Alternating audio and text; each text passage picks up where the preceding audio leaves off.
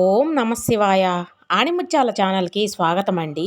ఈరోజు వీడియోలో లక్ష్మీదేవి స్థిరంగా ఉండాలంటే నిత్య దీపారాధన మనం ఎలా చేయాలి, నిత్య దీపారాధన చేసేటప్పుడు దీపం దేవుడి వైపు తిప్పి వెలిగించాలా లేకపోతే మన వైపు తిప్పి వెలిగించుకోవాలా, దీపంలో వేసినటువంటి ఒత్తులు పూర్తిగా కాలిపోతే దీనికి సంకేతం, అసలు దీపంలో వేసినటువంటి ఒత్తులు పూర్తిగా కాలిపోవచ్చా, కాలిపోకూడదా, ముఖ్యంగా లక్ష్మీదేవి అనుగ్రహం మనకు కలిగిందా లేదా అని ఎలా తెలుసుకోవాలి, లక్ష్మీదేవి మన ఇంట్లో కాలు పెట్టిందా లేదా అని కొన్ని సంకేతాల ద్వారా మనం తెలుసుకోవచ్చు.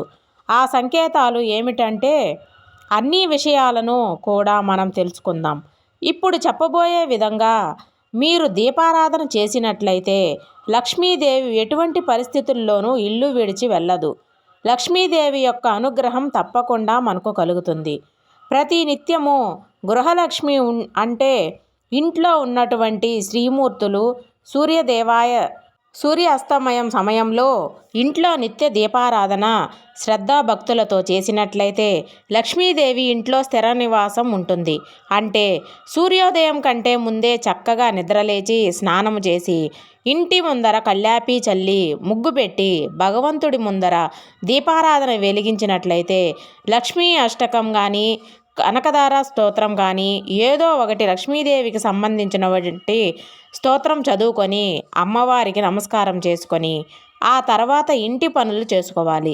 అదేవిధంగా సాయంత్రం కూడా చక్కగా కాళ్ళు చేతులు ముఖం కడుక్కొని పూజ గదిలో కూర్చొని దీపారాధన చేయాలి. దీపారాధన చేసేటప్పుడు ఎటువంటి పరిస్థితుల్లోనూ మనము స్టీలు దీపాన్ని వాడకూడదు. వెండి దీపాలు లేకపోతే ఇత్తడి దీపాలు మాత్రమే పూజ గదిలో వినియోగించాలి.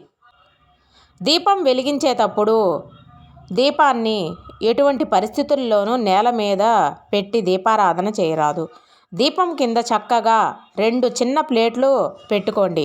ఆ ప్లేట్ల మీద దీపాన్ని పెట్టి ముందుగా ఆవు నెయ్యి పొయ్యాలి. అంటే లక్ష్మీనారాయణకి చాలా ప్రీతికరం. పార్వతీ పరమేశ్వర్లకు కూడా అంటే ఆవు నెయ్యి అంటే చాలా ఇష్టం. ఆవు నేతితో దీపారాధన చేసినట్లయితే లక్ష్మీదేవి ఆ ఇంట్లో స్థిరంగా ఉంటుంది. కొంతమంది చెబుతూ ఉంటారు, మాకు ఆవు నెయ్యి దొరకదు, దొరికినా కూడా ఆవు నెయ్యిని మేము కొనలేము, అంత డబ్బు పెట్టి అన్నటువంటి వాళ్ళు నువ్వుల నూనెతో చక్కగా దీపారాధన చేసుకోండి.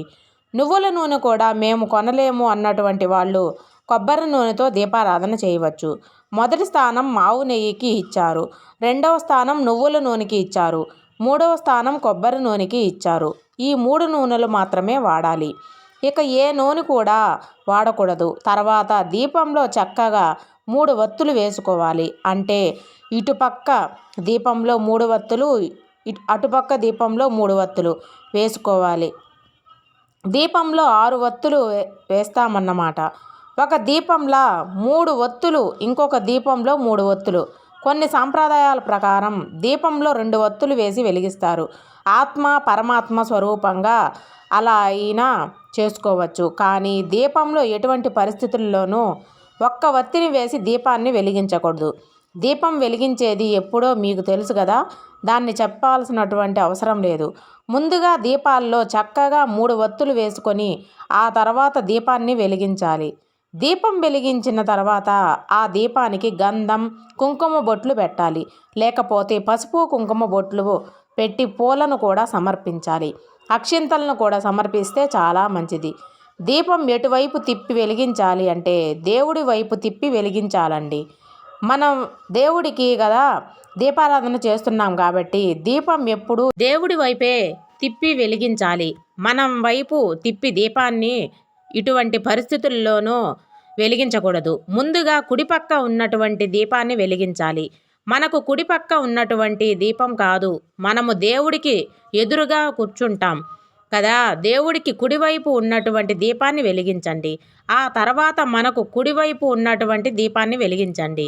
దీపం వెలిగించేటప్పుడు ఏ శ్లోకం చదవాలి అంటే శుభం కురుత్వం కళ్యాణి ఆరోగ్యం ధన సంపద శత్రు బుద్ధి వినాశాయ దీపం జ్యోతి నమోస్తుతే దీపం జ్యోతి పరబ్రహ్మ స్వరూపం. దీపం జ్యోతి జనార్దన దీపం హరతు మే పాపం సంధ్యా దీపం నమోస్తుతే అని దీపానికి నమస్కారం చేసుకోవాలి. ఒక్కసారి దీపాన్ని వెలిగించిన తరువాత మళ్ళీ ఆ దీపాన్ని మనం కదిలించకూడదు. ఒక దీపంలో ఉన్నటువంటి ఒత్తులు పూర్తిగా కాలిపోతే మంచిదేనా అంటే చాలా మంచిదండి. దీపంలో ఉన్నటువంటి ఒత్తులు పూర్తిగా కాలిపోయినట్లయితే మనలో ఉన్నటువంటి సమస్యలు తొందరలోనే భగవంతుడు తొలగిస్తాడు అని మనం భావించాలి. కామ క్రోధ లోభ మోహ మద మాశ్చర్యాలు అనేటువంటి అరిసెట్ వర్గాలు కాలిపోయినప్పుడే కదా భగవంతుడికి మనం దగ్గర అవుతాం. కాబట్టి ఒత్తులు పూర్తిగా కాలిపోతే భయపడాల్సిన అవసరం లేదు. అది మంచిది. దీపం కొండెక్కిన తరువాత మళ్ళీ సాయంత్రం దీపారాధన చేయాలంటే ఆ దీపంలోనే నూనె పోసి వత్తి వెలిగించవచ్చు అని అడుగుతున్నారు. అలా ఎటువంటి పరిస్థితుల్లోనూ చేయకూడదు. దీపం కొండెక్కిన తర్వాత సాయంత్రం మళ్ళీ మనం ఆ దీపాన్ని శుభ్రంగా కడిగి మళ్ళీ అందులో ఆవు నెయ్యి కావచ్చు, నువ్వుల నూనె కావచ్చు పోసుకొని మళ్ళీ అందులో చక్కగా ఒత్తులు వేసుకొని మళ్ళీ ఆ దీపారాధన చేయాలి. మళ్ళీ ఆ దీపాన్ని పూజించే భగవంతుడి యొక్క పూజ చేసుకోవాలి. ఉదయం దీపారాధన చేసిన తర్వాత సాయంత్రం మళ్ళీ చక్కగా దీపాలు కడిగి మళ్ళీ దీపారాధన చేయాలి. ముఖ్యంగా లక్ష్మీదేవి ఇంట్లో స్థిరంగా ఉండాలంటే భార్యాభర్తలు ఎప్పుడూ కూడా ఒకరినొకరు దూషించుకోకూడదు, గొడవలు పెట్టుకోకూడదు. సాయంత్రం ఎటువంటి పరిస్థితుల్లోనూ భార్యాభర్తల గొడవ పడకూడదు. ముఖ్యంగా సాయంత్రం వేళల్లో కుదిరితే సింహద్వారం దగ్గర కూడా దీపాలు వెలిగించండి. తులసి కోట దగ్గర కూడా దీపాలు వెలిగించండి. కార్తీక మాసంలో వెలిగించాలని లేదు. ప్రతి శుక్రవారం కూడా తులసి కోట వద్ద సింహద్వారం దగ్గర పూజ మందిరంలోనూ వెలిగించాలి. ముఖ్యంగా వారానికి ఒక్కసారైనా ఇంట్లో సాంబ్రాణి పొగ వేయాలి.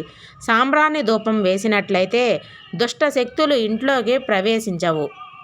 నెగిటివ్ ఎనర్జీ పూర్తిగా తొలగిపోతుంది. పాజిటివ్ ఎనర్జీ ఇంటి నిండా నిండిపోతుంది. ముఖ్యంగా సాయంత్రం వేళల్లో ఇంట్లో విష్ణు సహస్రనామం వినిపించే విధంగా చూసుకోండి. టీవీలో కావచ్చు, ఫోన్లో కావచ్చు, విష్ణు సహస్రనామాన్ని ఆన్ చేసి పెట్టండి. ఆ విష్ణు సహస్రనామాన్ని వింటూ ఉంటే కూడా ఇంట్లో ఎంతో పాజిటివ్ వైబ్రేషన్ అనేవి వస్తాయి. ముఖ్యంగా లక్ష్మీదేవి ఎక్కడైతే విష్ణు సహస్రనామం వినిపిస్తూ ఉంటుందో అక్కడికి సంతోషంగా వస్తుంది అని మనకు పెద్దలు చెబుతుంటారు. ఇక మన ఇంట్లో దైవశక్తి ఉందా లేదా అని ఎలా తెలుసుకోవాలంటే ఎప్పుడూ కూడా భార్యాభర్తలు సంతోషంగా ఉన్నారంటే, గొడవలు లేకుండా అన్యోన్యంగా ఒకరికొకరును అర్థం చేసుకొని సంతోషంగా కాలం గడుపుతున్నారంటే మన ఇంట్లో దైవశక్తి ఉందని మనం అర్థం చేసుకోవాలి. ముఖ్యంగా ఆ ప్రాంతంలో సూర్యోదయం కంటే ముందే ఇంట్లో ఉన్నటువంటి భార్యాభర్తలకు మెలకువ వస్తుంది. అంటే మన ఇంట్లో దైవశక్తి ఉంది అని అర్థం చేసుకోవాలి. ఎందుకంటే దైవశక్తి ఇంట్లో ఉన్నప్పుడు మనం బారెడు పొద్దెక్కిన వరకు నిద్రపోము. సూర్యోదయం కన్నా ముందే మెలకువ వచ్చేస్తుంది. అదే జ్యేష్ఠాదేవి దరిద్ర దేవత మన ఇంట్లో ఉందనుకోండి, మనం లేవాలి అనుకున్నా లేవలేము. అలారం పెట్టుకున్నా కూడా బద్ధకంగా అలారం ఆఫ్ చేసి మళ్ళీ పడుకుంటాం. దైవశక్తి ఉంటే కాలంలోనే నిద్రలేస్తారు. ముఖ్యంగా ప్రతి నిత్యము ఇంట్లో దేవుడి పూజ చేయాలి, దేవుడి స్తోత్రం చదవాలి, దేవుణ్ణి ఆరాధించాలి అనేటువంటి ఆలోచనలు మీకు వస్తున్నాయంటే మీ ఇంట్లో దైవశక్తి ఉందని అర్థం చేసుకోవాలి.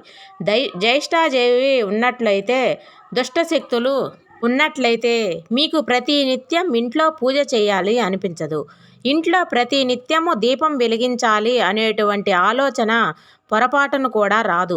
భగవంతుడి స్తోత్రం చదవాలి అనేటువంటి ఆలోచన రాదు. మన దృష్టి అంతా ఎప్పుడూ తిండి మీదే ఉంటుంది. కామ క్రోధ లోభ మోహ మద మాశ్చర్యాలకు బానిసలైపోతాము. బద్ధకంగా ఎప్పుడూ పడుకొని ఉంటాము. ఏ పని చేయాలని అనిపించదు. ముఖ్యంగా మన ఇంట్లో దైవశక్తి ఉన్నట్లయితే ఎప్పుడూ నెగిటివ్ థాట్స్ కూడా పీడ కళలు రావు. ఎప్పుడూ మంచి కళలు వస్తూనే ఉంటాయి. అనుకోకుండా ఇంట్లో పాలు పొంగుతూ ఉంటే ఎప్పుడూ మనం చాలా సంతోషంగా ఉంటాము. మంచి శుభవార్తలే వింటూ ఉంటాము. మీ అందరికీ చక్కగా అర్థమైందని భావిస్తున్నాను. ఈ వీడియో మీకు నచ్చినట్లయితే ప్లీజ్ లైక్ చేయండి, షేర్ చేయండి, సబ్స్క్రైబ్ చేయండి ఫ్రెండ్స్. ఓం నమః శివాయ.